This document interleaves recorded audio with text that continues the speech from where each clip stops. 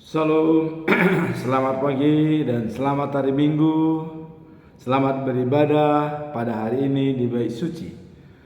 Semoga hari ini lebih baik dari hari yang kemarin. Tuhan memberkati kita semua. Khotbah pada minggu ini diambil daripada kitab Kolose pasal 3 ayat 5 sampai dengan 11 dengan perikop hidup lama dan yang baru. Jadi bagaimana hidup yang lama dan juga hidup yang baru. Hari ini adalah di hari yang ke-215 tanggal 3 Agustus tahun 2025. Sebelum kita baca firman Tuhan, kita berdoa. Cahaya dari langit, terang dari Allah, terangilah roh dan jiwa kami untuk mendengarkan firman pada minggu ini. Di dalam nama anak-Mu, Tuhan Yesus Kristus, Tuhan kami. Amin. Firman Tuhan pada hari ini yaitu diambil dari kitab Kolose pasal yang ketiga ayat 5 sampai dengan 11. Demikian bunyinya. Manusia baru. Karena itu, matikanlah dalam dirimu segala sesuatu yang duniawi, yaitu percabulan, kenajisan, hawa nafsu, nafsu jahat, dan juga keserakahan yang sama dengan penyembahan berhala. Semuanya itu mendatangkan murka Allah atas orang-orang durhaka. Dahulu kamu juga melakukan hal-hal itu ketika kamu hidup di dalamnya. Tetapi sekarang buanglah semuanya itu, yaitu marah, geram, kejahatan, fitnah, dan kata-kata kotor yang keluar dari mulutmu. Jangan lagi kamu saling mendustai,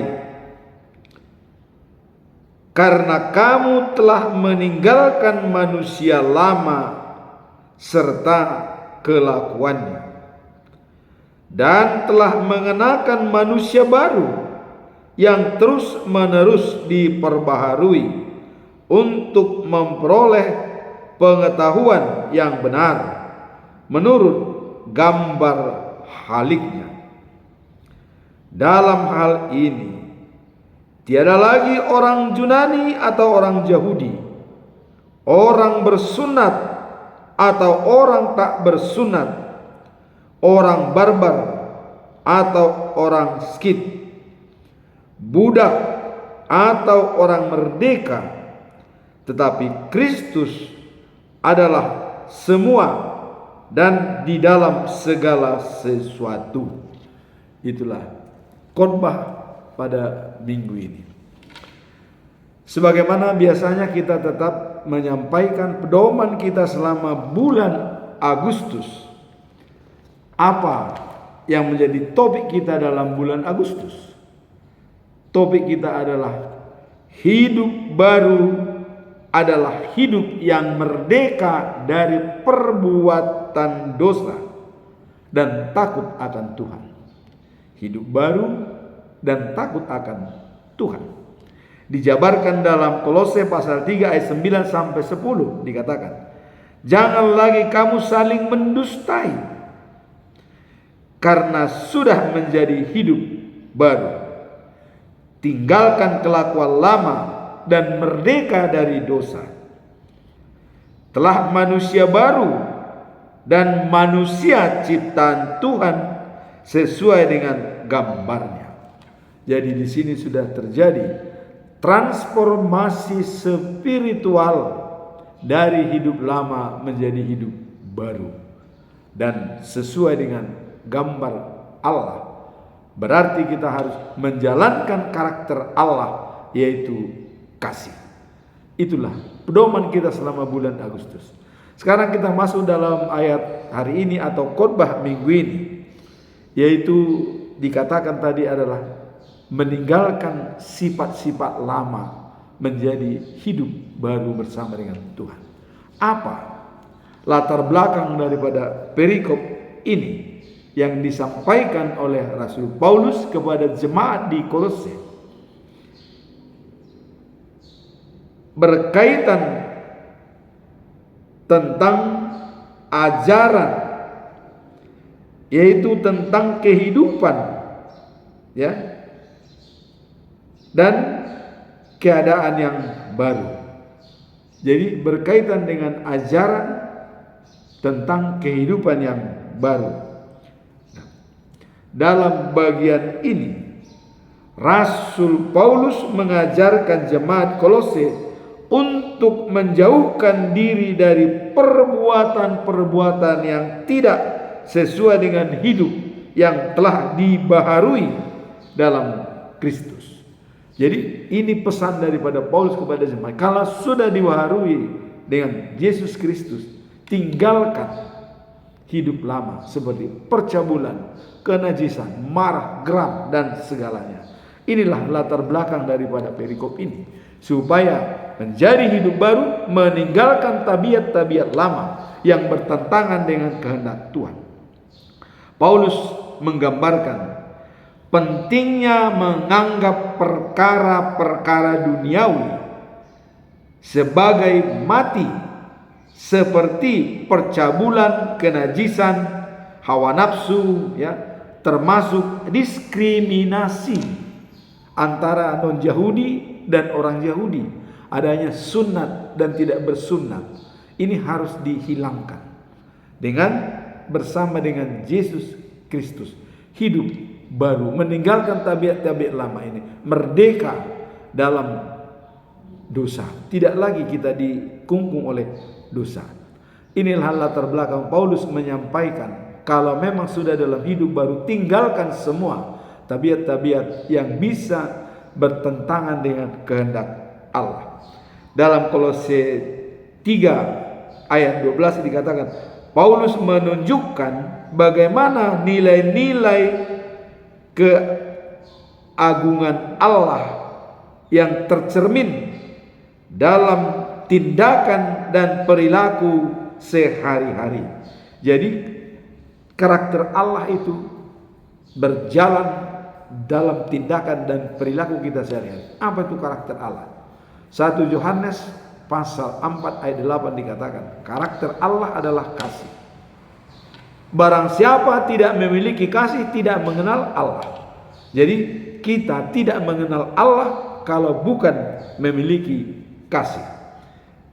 Kemudian Paulus mengatakan bahwa orang percaya menggunakan sifat-sifat baru seperti belas kasihan, kemurahan, ya, kerendahan hati, lemah lembut, dan panjang sabar.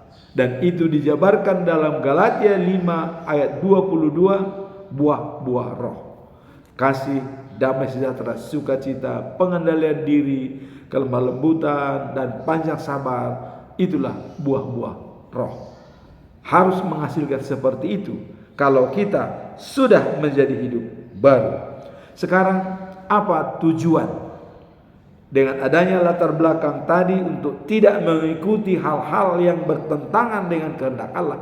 Apa tujuan utama daripada khotbah pada hari ini? Kita lihat bahwa tujuan utama adalah untuk mengingatkan umat Kristen dan pentingnya meninggalkan perlakuan sifat-sifat yang tidak sesuai dengan panggilan mereka di dalam Kristus, serta ya mengamati sifat-sifat yang mencerminkan hidup baru sebagai anak-anak Allah. Jadi ada perbedaan tujuannya di saat kita dibelenggu oleh tabiat-tabiat lama dengan adanya kenajisan, selera dan nafsu, kesombongan dan kepura-puraan, ambisi dan aspirasi. Dengan adanya hidup baru, maka dipakailah kasih.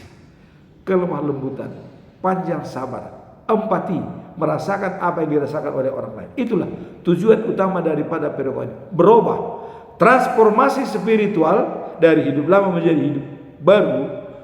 Kalau kita lihat dalam Roma 12 ayat 2 dikatakan, jangan serupa dengan dunia. Berubahlah dengan pembaharuan budimu sesuai dengan kehendak Allah, dan jadilah manusia sempurna, menyenangkan hati Allah. Itulah yang utama tujuan daripada perikop ini.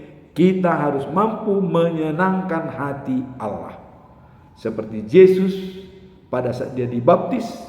Allah sendiri yang berbicara dari surga. Dalam Matius pasal 3 ayat 17 dikatakan, waktu dia bangkit dibaptis oleh Yohanes, dan dari air surga terbuka, datang burung merpati hinggap di atas Yesus, dan suara Allah mengatakan dari surga, inilah anakku yang kukasihi, kepadanya lah aku berkenan. Dia menyenangkan hatiku. Yesus menyenangkan hati Allah. Maka kita juga harus sama seperti itu, menyenangkan hati Allah. Ada pesan daripada peribahasa mengatakan, kalau kita tidak bisa membantu orang lain, minimum tidak menyusahkannya. Inilah tujuan utama daripada perikop ini. Dan teologi mengatakan bahwa transformasi spiritual yang terjadi dalam hidup orang percaya, ya, ketika mereka menerima Kristus yang dalam hati mereka dan tindakan sehari-hari. Jadi transformasi spiritual itu terjadi ketika saat menerima Kristus di dalam tindakan sehari-hari. Paulus ingatkan agar semua jemaat membunuh semua sifat-sifat duniawi seperti percabulan, kenajisan, hawa nafsu, dan kebencian, ya, dan berakibat dendam harus dihilangkan. Karena kalau kita lihat, pendendam itu sama dengan pembunuh. 1 Yohanes pasal 3 ayat 15 dikatakan, ya. Nah, kemudian dalam pasal 10 ayat 10 mengatakan bahwa mereka telah menggunakan manusia baru yang diperbaharui dalam pengetahuan menurut gambar penciptanya. Jadi kalau sudah sama seperti gambar Allah, maka wajib hukumnya kita menjalankan karakter Allah. Itulah tujuan utama. Sekarang apa pesan moral daripada khotbah hari ini? Pesan moralnya adalah menekankan pentingnya meninggalkan perilaku-perilaku yang tidak sesuai dengan ajaran Kristen dan menggantinya dengan sifat-sifat yang mencerminkan kehidupan baru di dalam Dia.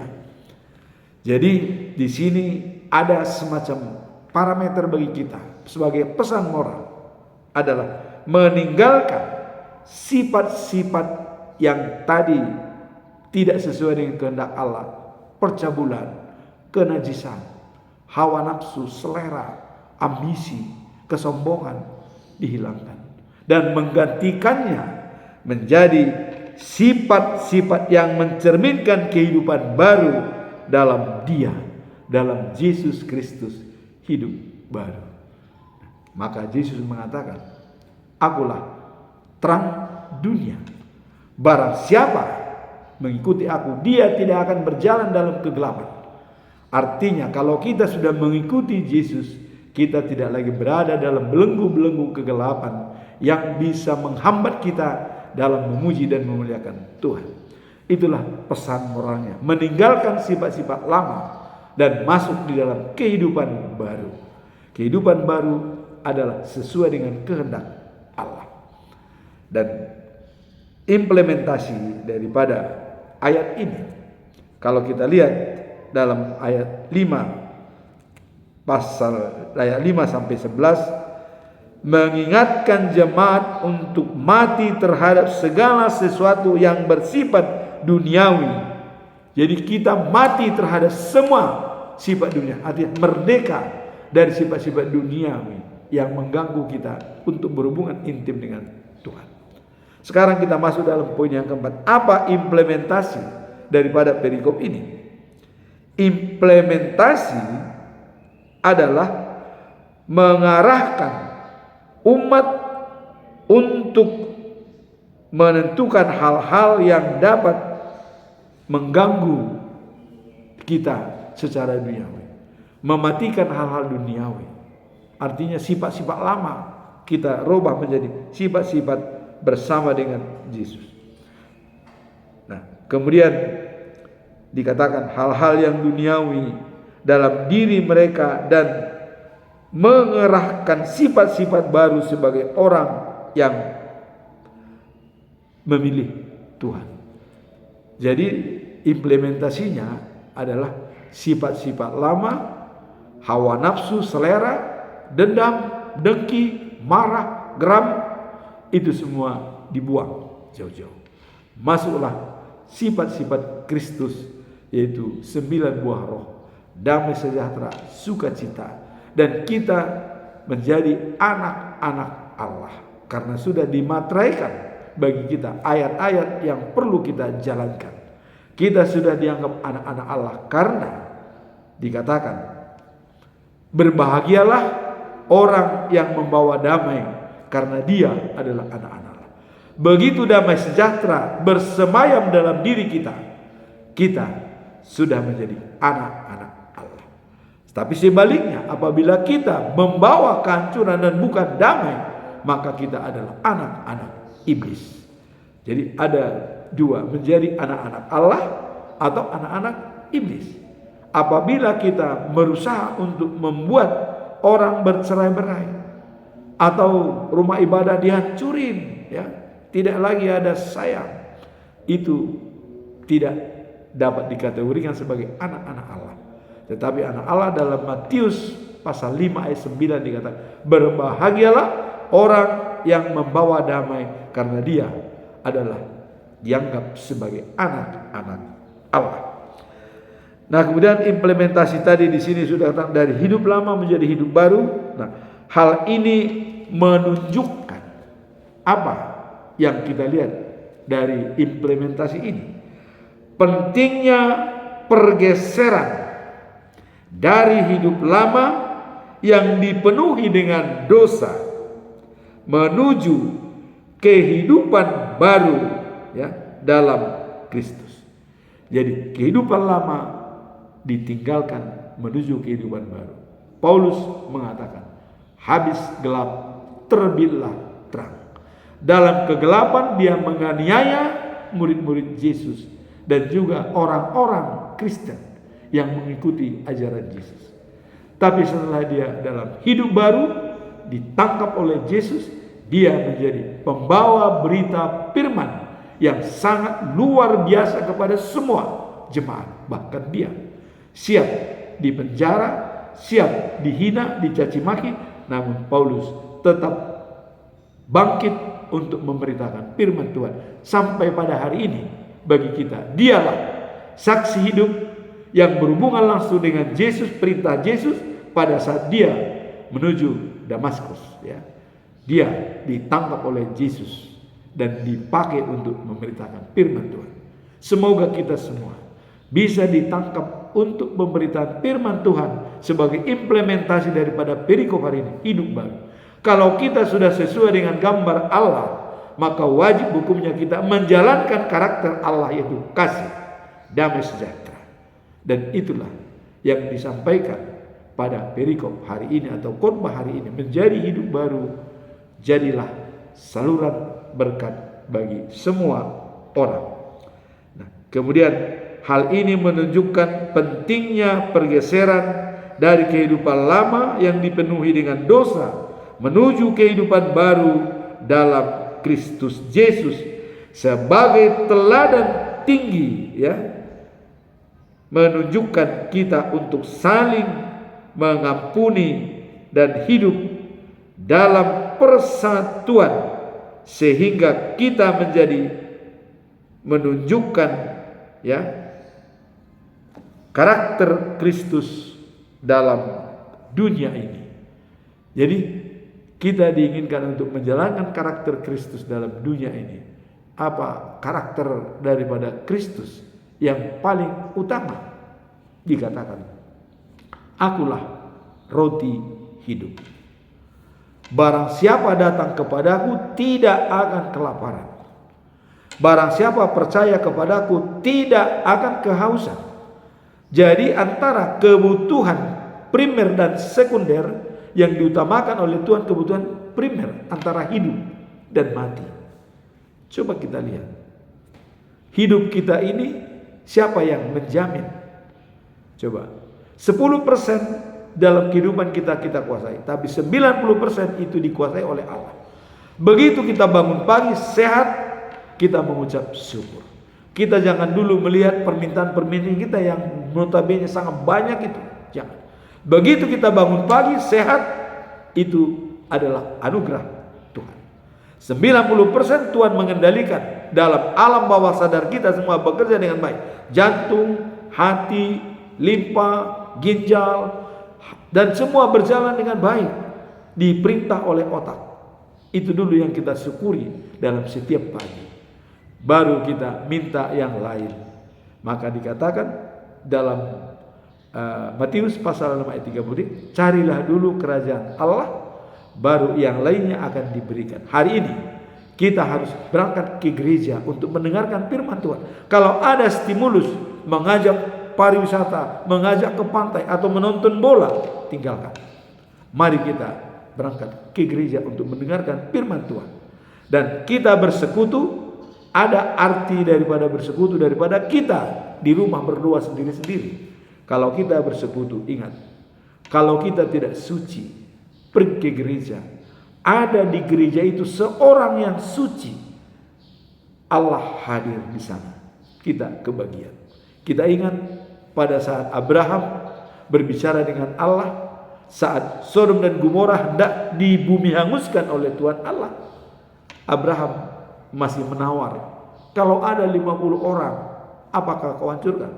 Tidak, kata dia. Kalau ada 45, apakah dihancurkan? Tidak. Kalau ada 40, apakah dihancurkan? Tidak, kata Tuhan. Kalau ada 30, apakah masih dihancurkan? Tidak, kata Tuhan. Kalau ada 20, masihkah dihancurkan? Tidak, kata Allah. Coba. Terakhir permintaan daripada Abraham.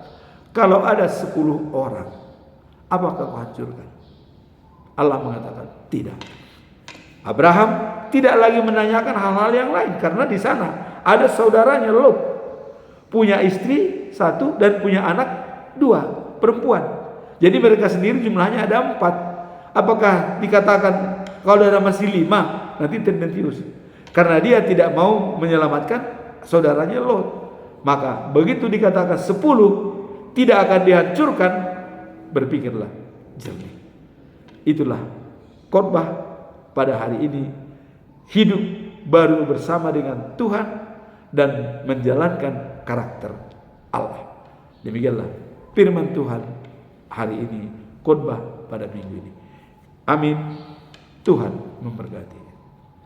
Terpujilah Kau Tuhan dalam nama amanah Tuhan Yesus Kristus Tuhan kami. Kami mengucap syukur atas berkat yang Kau berikan, supaya kami bisa menjadi hidup baru dalam kehidupan kami, meninggalkan sifat-sifat yang lama yang dibelenggu oleh dosa, sehingga kami akan mengikuti karakter Tuhan, memiliki kasih kepada semua orang. Berkatilah Tuhan kami dalam perjalanan hidup kami hari ini sampai selama-lamanya. Amin.